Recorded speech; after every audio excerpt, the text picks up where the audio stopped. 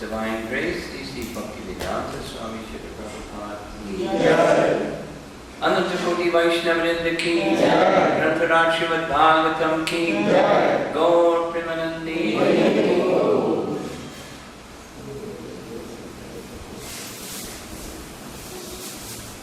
This little boy is a yogi. Fixed and touches.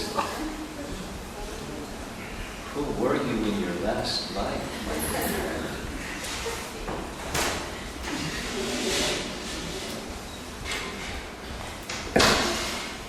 I just want to do a final check. Who here does not have a cell phone? Okay. So this is for everyone else except for Balab Patel. Please take out your phones and put it on silent mode. If your phone happens to ring, then before you leave, you'll have to take a case of Srimad Bhagavatam. I'll leave mine.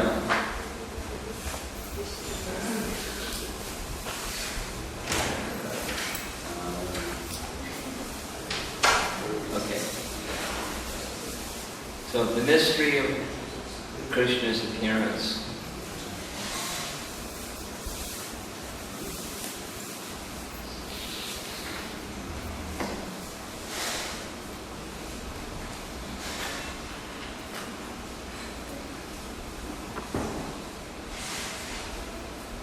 The very nature of the Supreme Personality of Godhead is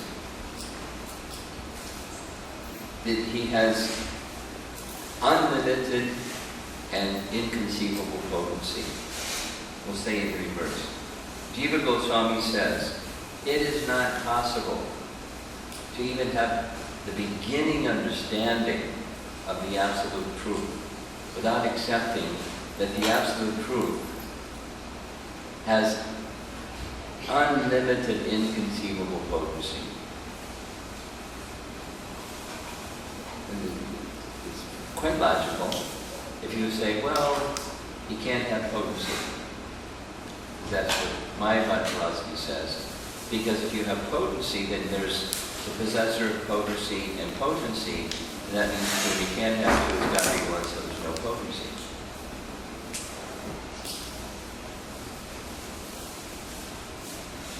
Right?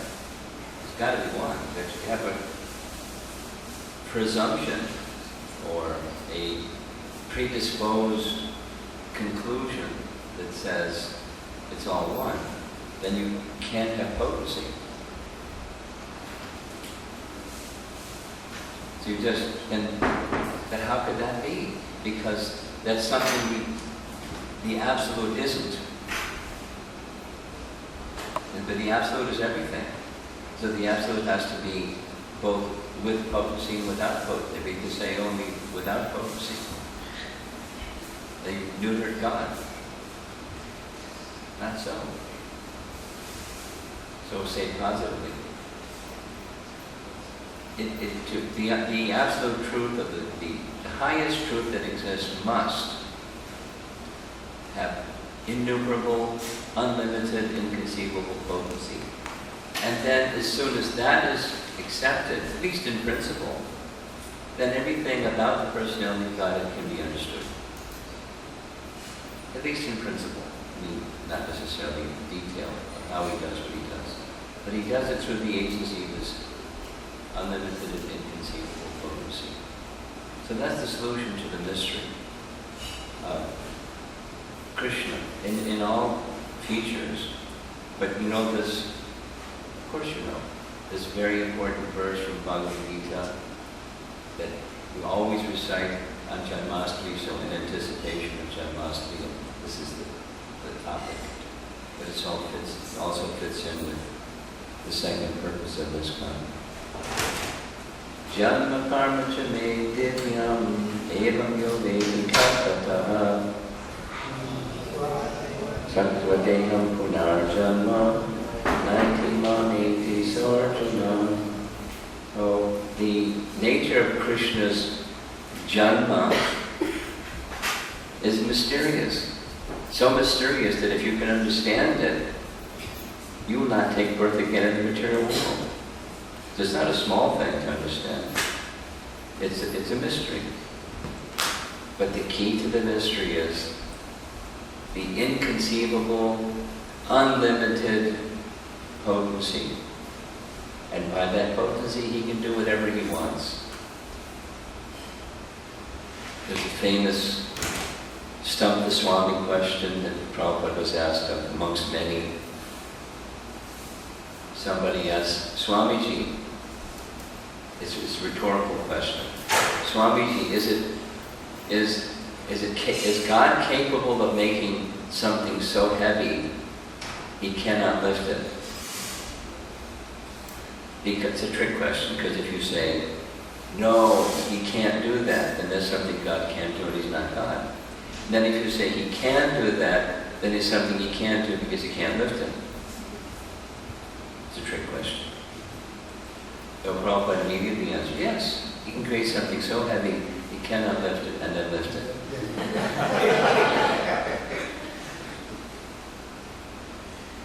Through His Achintya Shakti. And through his Achintya Shakti, he makes his appearance. Through his Swa Shakti, through his own potency. He doesn't require anything outside of himself. It's his own potency, his Atma Maya potency. And so that's the conclusion. And now we'll start. And we'll start with this purpose number 2 of this concept of purposes that we've been speaking about. Srila Prabhupada stated in very precise, carefully chosen language what the purposes of ISKCON were, this society that he was forming in 1966, July, in New York City. And the second one was to propagate a consciousness of Krishna as it is revealed in the Bhagavad Gita and Srimad Bhagavatam. So the book itself, Srimad Bhagavatam, we saw Friday evening, a very nice painting that goes along with the Padma Purana verse that says, this Srimad Bhagavatam is the literary form of Krishna. So there's the deity form of Krishna, there's the name form of Krishna, and there's the literary form of Krishna. They go very well together. Chanting Hare Krishna and worshipping the deity and hearing the message of Srimad Bhagavatam. We say hearing because it's a sound vibration. It's a pure, amala, spotless sound vibration. Spotless, just as Krishna is spotless, meaning beyond the modes of nature. No, not even a touch of the modes of nature. Beyond the modes of nature. So that therefore we say transcendental literature. We say it so often, don't so much think what it means, transcendental literature. Kind of like some English vernacular says something is far out. It's more than far out. It's beyond far out. It's transcendental. It's beyond the touch of the modes of nature. This sound vibration. So hearing this sound, we're going to be hearing some of it. And from hearing that sound vibration, Krishna makes his appearance. It's quite mystical. This inconceivable potency. And we're going to be going to a number of the verses of Queen Kunti, where she addresses the mystery of Krishna's appearance. So there's several verses on this topic, and she begins with discussing the mystery that Krishna takes birth although he's unborn. In fact, there's a whole series of verses where she's pointing out apparent contradictions. Now, the Vedas are filled with such things. Just like, even in the Upanishads, or the Shruti section of the Vedas, in describing the absolute truth. Just within Parisha Upanishad, he walks and he does not walk. I call it Upanishad of double talk. He's very far away and he's very near as well. He's within everything and he's outside of everything. He's bigger than the biggest and smaller than the smallest. It's double talk. Make up your mind. Is he this or is he that? He's not only this and then that, he's simultaneously this and that.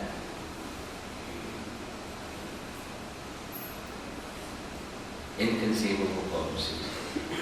Now, she speaks of herself because she's a pure devotee. She's filled with humility. Pure devotees have that ubiquitous quality. They're all filled with humility.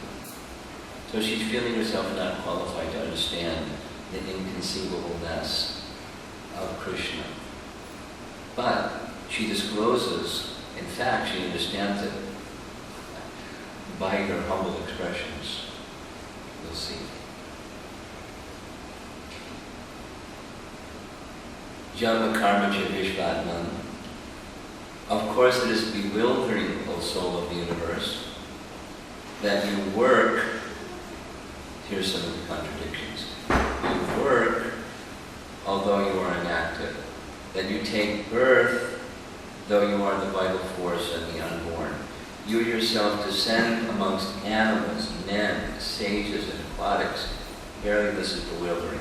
So this is the Janma karma chane devyam. It's both Janma and karma. She's speaking to Krishna. So this is the mystery of Krishna's appearance. She's speaking to Krishna saying, you're filled with contradictions, O soul of the universe. Just like in Bhagavad Gita, Krishna says the same thing. I create Chaturvarnamaya Shrishtam Guna Karma Vibhagasham. Krishna creates the Varnashram system, although I'm the non-doer. He does and he doesn't do it. Well, which is it? He does or he doesn't do it. He does and he doesn't do it. It's not either or. Not a binary. Krishna is not of duality. He's non-dual. Isn't it? That's what the Bhagavatam says. Vedanta tattva vedas tattvam yat jnanam advayam, non-dual. Dvaya and advaya. Brahmeti paramatmiti. Bhagavaniti is non-dual. There's the potent, there's the potency, and they are non-dual. That defies the definition by negation of the impersonalists, because they don't understand transcendental potency. Remember? They don't accept there's transcendental potency, because then you have two. You have potent and potency. But the non-dual nature of Krishna is there's potency and potent and potency, and there's no duality, because they're non-different than him.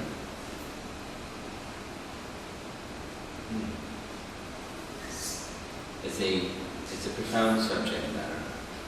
So now there's translation from text 30 of Queen Kunti's prayers.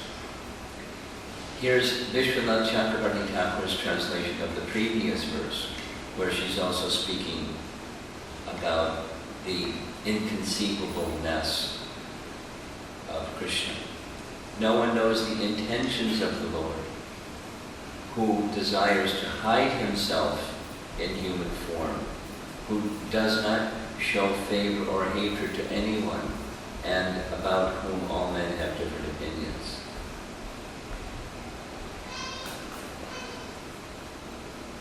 So Vishwanath says, well, when there's difference of opinion, who's going to settle it? Is it this or is it that? And his answer to that question is no one can decide. He's inconceivable.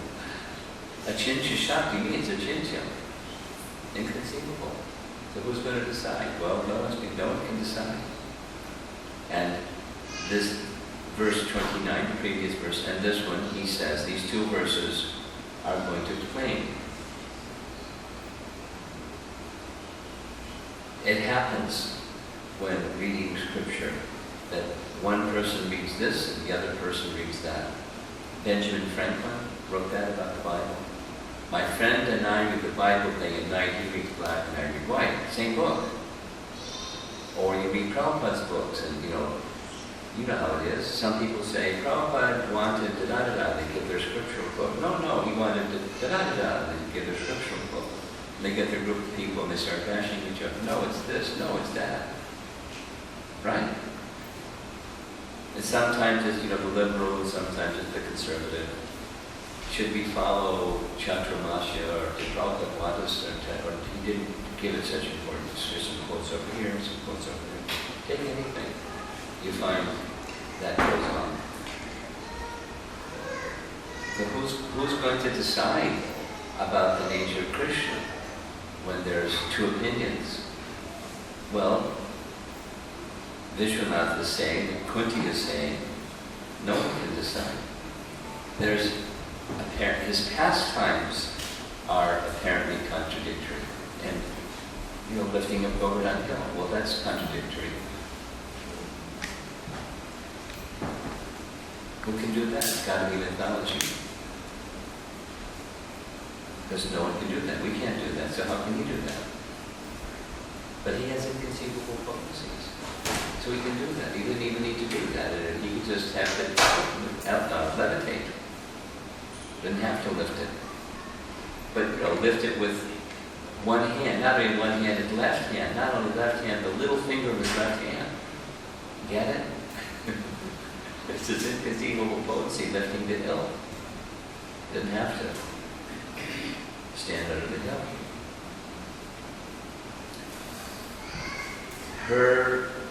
There's a refrain in Kunti's prayers that his message regarding Krishna is apparently filled with contradictions. So here's this particular verse. He is the all-pervading super soul of all existence. Yet, he appears in the form of an animal, like Lord Rama. Or he appears in human society as Rama and Krishna and so forth. Or he appears as a rishi, like Narayana Rishi. Or appears as a aquatic, like a fish.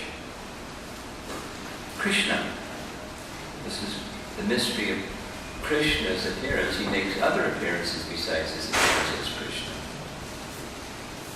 That's what Kunti's saying. And yet he's unborn.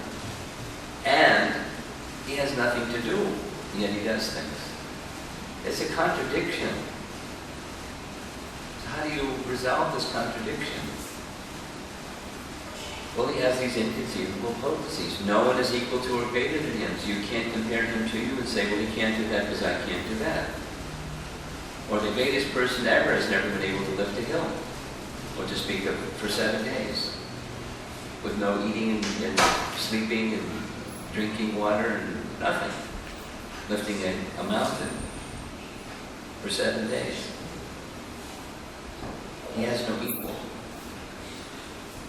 Because he is inconceivably powerful, everything is possible in him. Therefore, no one can calculate him exactly.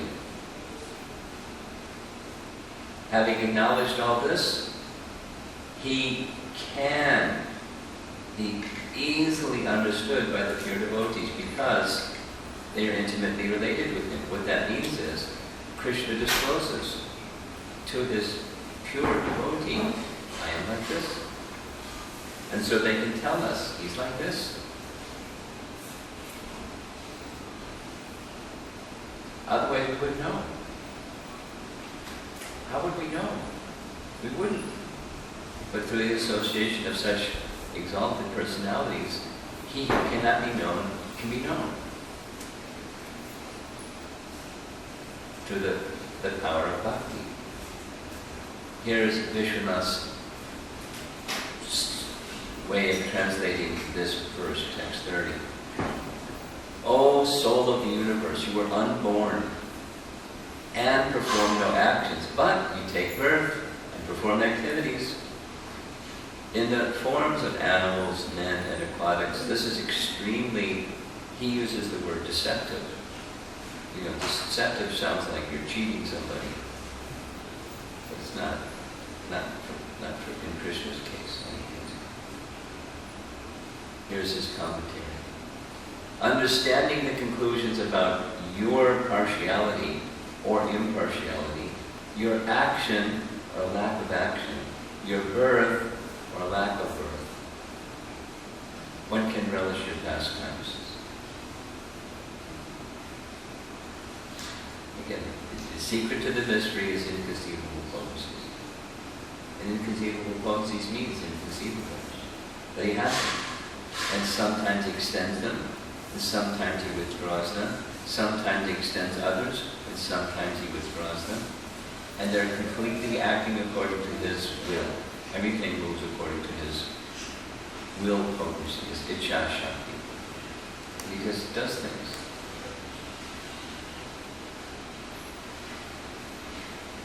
You are born though you are unborn, and perform actions though you are not the doer. You manifest your attractive nature in various forms of animals, humans, and aquatics.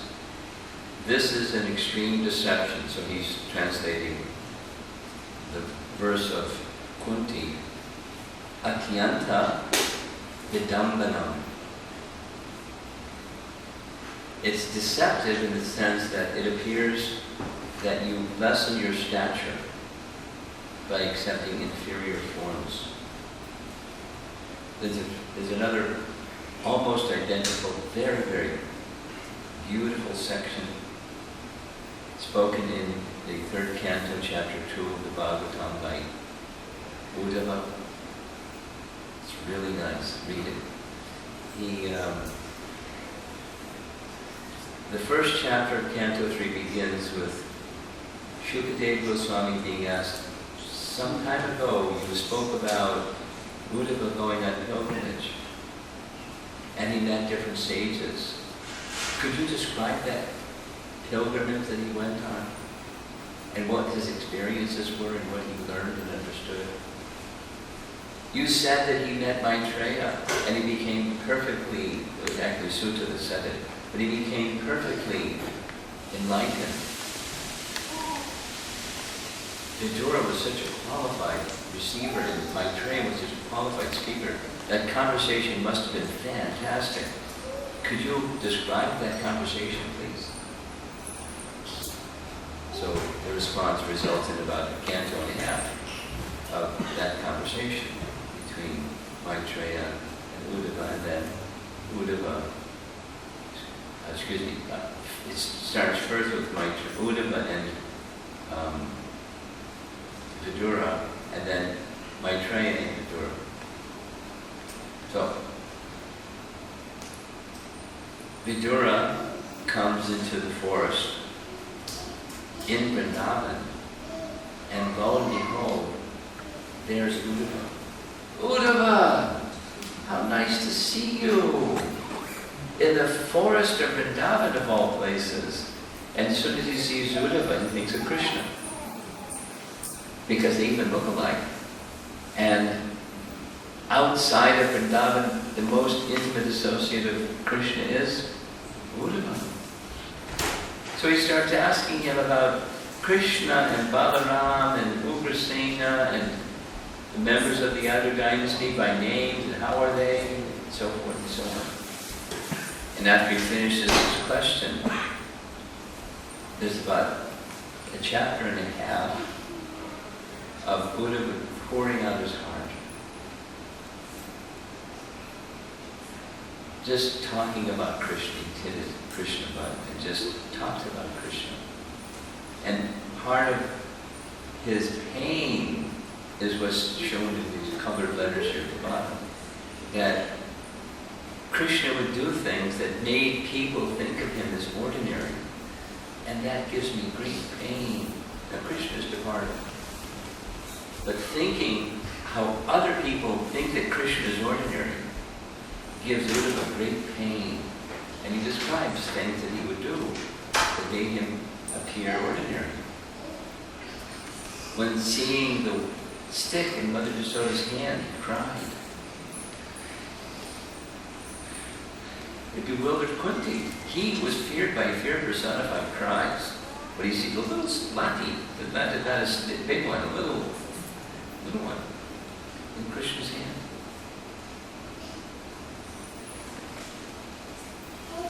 He fled Vrindavan out of fear of Kamsa.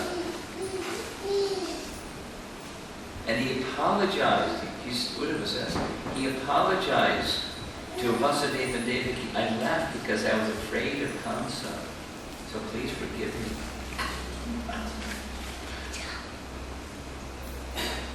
This makes me so disturbed. So unhappy, Uddhava.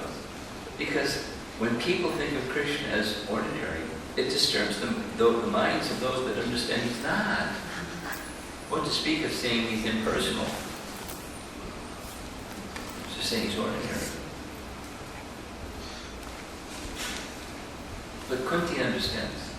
She says she doesn't understand, but she understands.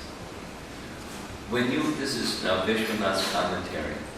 When you accepted the boar incarnation, you sniffed out the earth.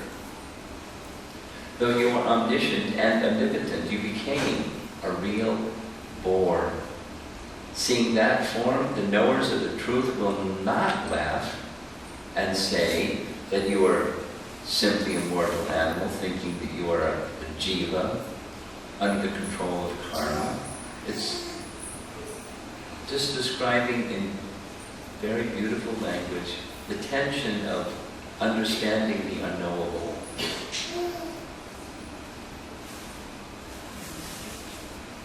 Conceiving of the inconceivable. It's very nice.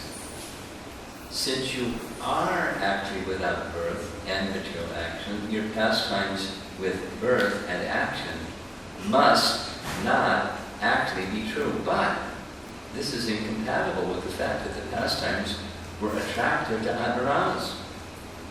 They're not going to be interested in mythology or something that's not factual. They're not going to waste their time. However, from the statements of the Lord himself, Janma karma chame divyam evam yo veti tatpataha. He who knows the true nature of my birth and activities, the Lord's birth and activities, are factual, not fiction. This is incompatible with the statement that the Lord has no birth and no activities. Thus, who can know the truth about the Lord possessing unlimited, inconceivable powers?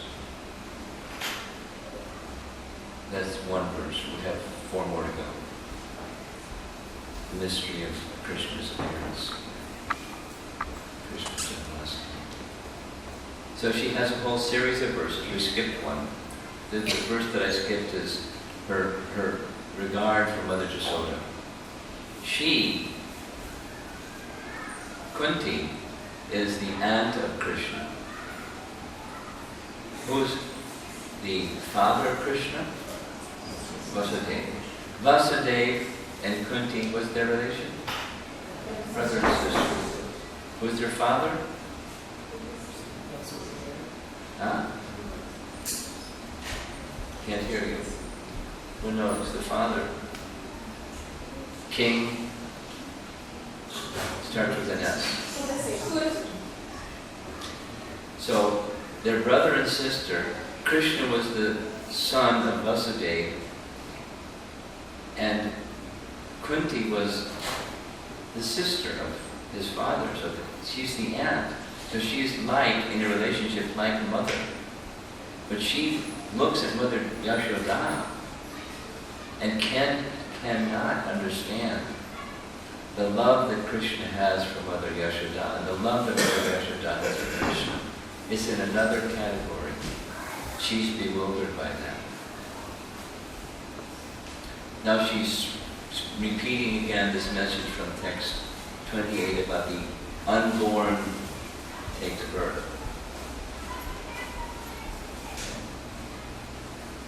Translation for text 32. Some say that the unborn is born for the glorification of pious kings. Notice that the Punya Shloka translates as the pious kings. And others say that he is born to please King Yadu, one of your dearest devotees. You appear in his family as sandalwood appears in the Malayan hills. Famous verse. Vishwanath says that this term, Punya Shloka, refers to Maharaj Yudhishthira. He starts, there are many opinions about your appearance. Punya Shloka here refers to Yudhishthira, since he was famous by that name at that time. Punya Shloka was one of the names or nicknames, the names by which Yudhishthira was known. Some say he appeared to glorify King Yadu. So there are many names of Krishna having Yadu's name, Yadava, Yaduvira, Yadunandana. This is Krishna who is residing in Dwarka. A wonderful pastime in Srimad Bhagavatam. Krishna, to give protection to the members of the Yadu dynasty, he had the transcendental of a demigod architect build Dwarka, while Balaram held off the two attacking generals and transferred everyone to Dwarka. So he became Krishna. What these names of Krishna indicate his relationship with Yadu as he resided in Dwarka. Of course, there are different names of Krishna's relationship with others when he lived in Vrindavan or when he lived in Mathura. But the position of Krishna in Dwarka is this relationship with Yadu. And she makes the comparison that Lord Sri Krishna is just like the sandalwood that grows in the Himalaya hills. Now, Prabhupada comments regularly, he would speak on this verse, that sandalwood can grow anywhere. But because Malaysia, or the Malaya hills, were a place where it became well known that sandalwood grew, so the adjective Malayan sandalwood became affixed to the word sandalwood. So similarly, Krishna took his birth in the Yadu dynasty and this way glorifying Yadu, because otherwise who's even going to remember Yadu's name? Nice king, but you never hear about him. Except Krishna took his birth to glorify him. Just as other names of Krishna are there for being the chariot driver of Arjuna, so Partha, Sarati, or Nandanandana and Yashodanandana. Some of you have read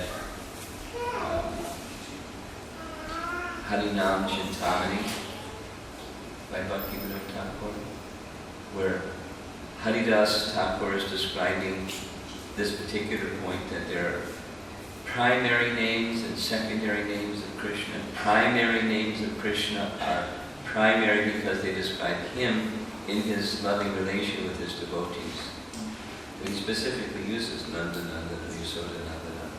These others, Yaduvira, Yadunandana, Parthasarathi, Krishna and his relationship with others, these are primary names. And the secondary names are names that indicate his position. Ishvara, Paramatma, Parabrahman, like that. The post. Then there's the person. And the person has relationships with his loving devotees. So some say Krishna appeared for the unborn took his birth for these reasons. Others say, text 33, that since both Vasudeva and Devaki prayed for you, you have taken birth as their son. Undoubtedly, you are unborn, yet you take your birth for their welfare. Some say that. And to kill those who are envious of the demigods. Again, Vasudeva Nandana and Devaki Nandana. In fact, when Krishna appeared in the prison house of Vasudeva and Devaki, along with them in Kamsa's prison house, he told them, "This is my third time being your son." Because previously, as Prishnigarbha and Sutapa, as Prishni and Sutapa, you underwent austerities to have me as your son. I appeared in the same form before you and told you I would appear 3 times as your son. So he appeared in these three ways, Krishna, Garva, Upendra, and Krishna. Now the same, coincidentally, Krishna Garva, that was the son of Krishna and Sutapa, is the same name found in the Bhagavatam for the form of Lord Vishnu that appeared before Dhruva. It's a Vishnu feature of the personality of Godhead. And then he appeared as Vamana or Upendra as the son of Kashyapa and Aditi. And then he appeared as the son of Vasudeva and Devaki. So some say he appeared, the unborn appeared just to satisfy their prayers. Others say that the world, being overburdened like a boat at sea, is much agreed, and that Brahma, picture of Lord Brahma here, who is your son,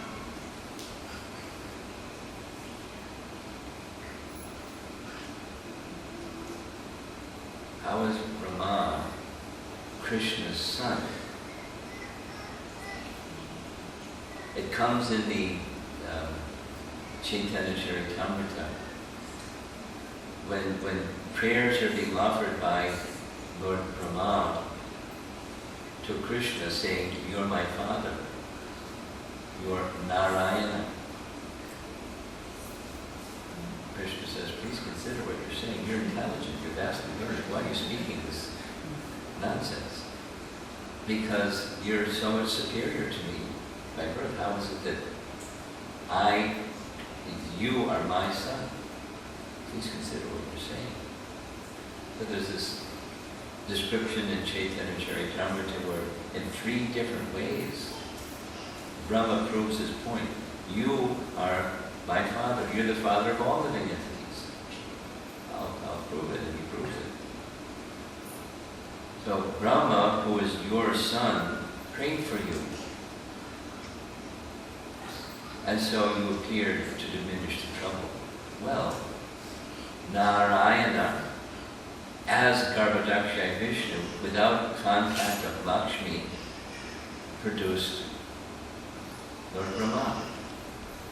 The Lord Brahma is Krishna's son because Narayana and his expansion Garbhodakshaya Vishnu produced Lord Brahma.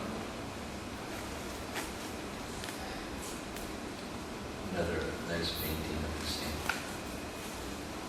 And then that Lord Brahma came to the ocean of milk and offered prayers to Lord Vishnu to please come and protect Mother Earth when Mother Earth had assumed the form of a cow.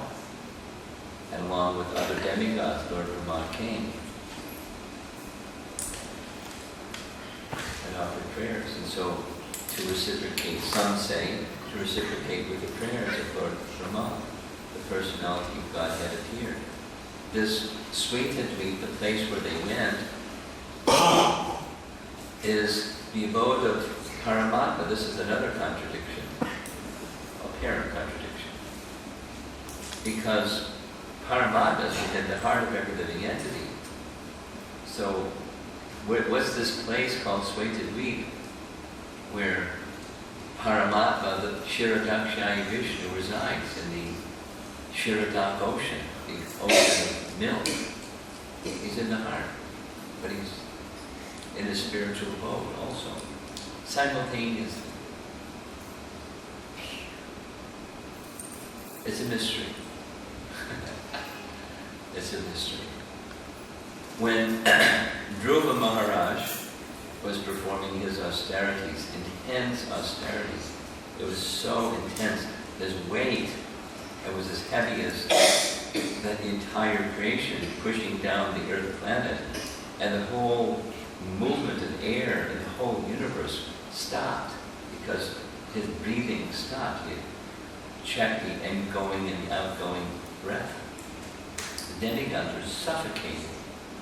They went to Lord Vishnu. Please do something, we can't breathe. Lord Vishnu said, don't worry, it's just a little boy on Earth planet who's doing some meditation. I'll go take care of him.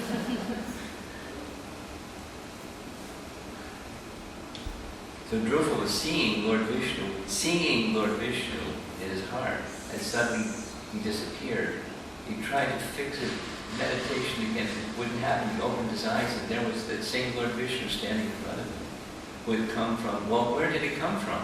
Did he come from his heart, or did he come from Sweetadweep, or where did he come from? All of the above.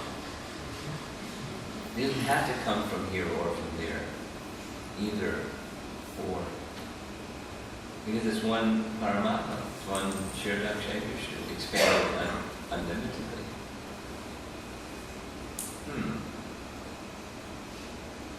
And yet others say, there's just two more verses, and yet others say that you appeared for the sake of rejuvenating the devotional service, of hearing, remembering, worshipping, and so on, in order that the conditioned souls suffering from material pangs might take advantage and gain liberation. So there's 9 processes of devotional service. They're alluded to just by mentioning 3. And by that devotional service, the desire, the sufferings of material existence, rooted in material desire, are dissipated. The process of devotional service is very powerful. Material conditioning is very powerful. The process of bhakti is more powerful.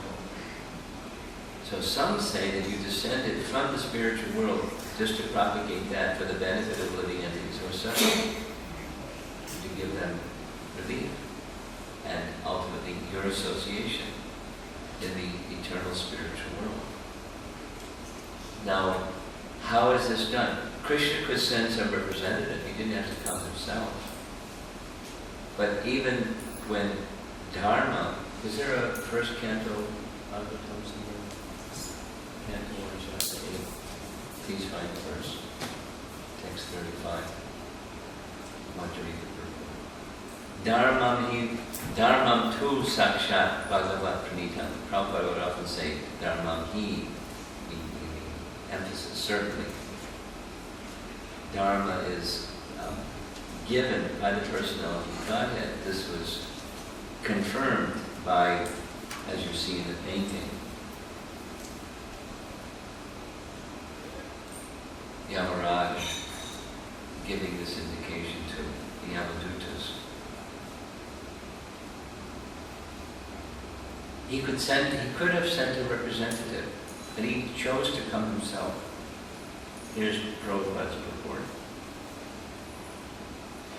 In the Srimad Bhagavatam, the Lord asserts that He appears every millennium just to reestablish the way of religion.